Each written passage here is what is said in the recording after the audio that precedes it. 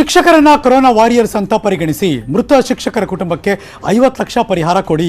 Tweet ಮೂಲಕ ಮಾಜಿ ಮುಖ್ಯಮಂತ್ರಿ ಎಚ್.ಡಿ. ಕುಮಾರಸ್ವಾಮಿ ಅವರು ಆಗ್ರಹ ವ್ಯಕ್ತಪಡಿಸಿದ್ದಾರೆ. Breaking news.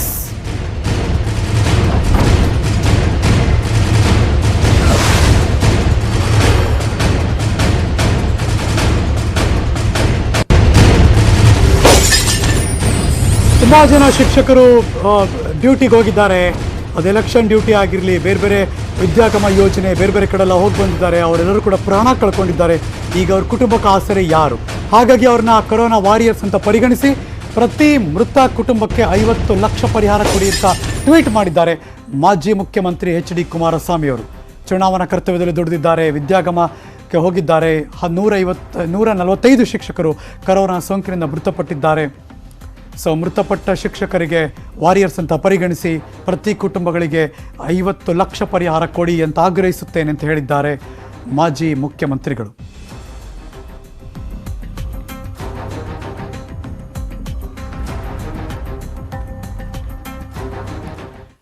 ಈ ನ್ಯೂಸ್ ನೋಡಿ.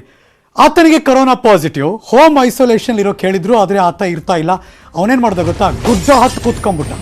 ಇದು ಕೊಪ್ಪಳದ ಕುಷ್ಟಗಿಯ ಹಿರೇಮನ್ನಾಪುರದಲ್ಲಿ ನಡೆದಿರುವಂತಹ ಘಟನೆ. Breaking news.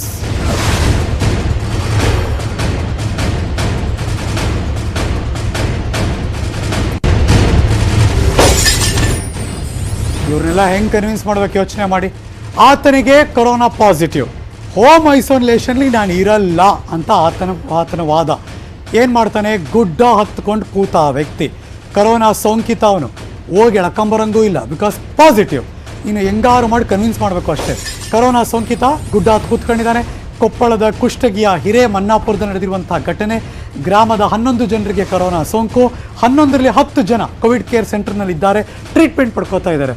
ಆದರೆ ಒಬ್ಬ ಮಾತ್ರ ಸಿಗ್ತಾ ಇಲ್ಲ. ಯಾಕೆ ಅಂದರೆ ಅವನಿಗೆ ಭಯ, ಟ್ರೀಟ್ಮೆಂಟ್ ತಗೊಳ್ಳಲ್ಲ ನಾನು ಅಂತ. ಭಯಪಟ್ಟು ಟ್ರೀಟ್ಮೆಂಟ್ ತಗೊಳ್ಳದೆ ಹೋದರೆ ಆಮೇಲೆ ಇನ್ನೂ ಏನೇನೋ ಆಗ್ಬಿಡುತ್ತೆ. ಬೆಟ್ಟ ಏರಿ ಕುಳಿತಿದ್ದಾನೆ. ಕುಷ್ಟಗಿ ತಾಲೂಕು ಪಂಚಾಯಿತಿ ಇಒ ಕುಷ್ಟಗಿಯ PSI ಭೇಟಿ ಕೊಟ್ಟರು, ಪರಾರಿಯ ಅದನ್ನು ಮನವೊಲಿಸಿದ್ರು. ಕೊನೆಗೆ ಫೈನಲಿ ಕೋವಿಡ್ ಕೇರ್ ಸೆಂಟ್ರಿಗೆ ಸೇರಿಸಿದಾರಂತೆ ಅಧಿಕಾರಿಗಳು. ಬೆಟ್ಟ ಏರಿದ್ದ ವ್ಯಕ್ತಿ ಈಗ ಕೋವಿಡ್ ಕೇರ್ ಸೆಂಟ್ರಿಗೆ ಫೈನಲಿ ಕರ್ಕೊಂಬಂದಿದ್ದಾರೆ.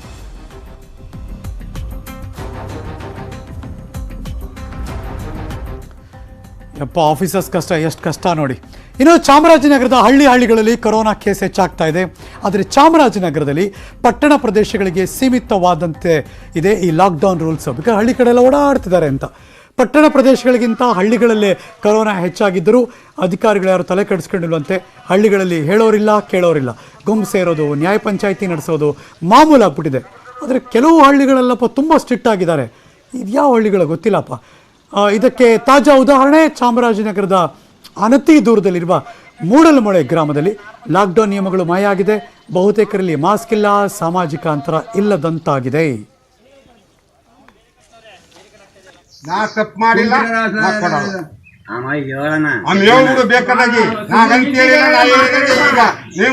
ಬೇಕಾದ ಮಾಡ್ಬೋದು.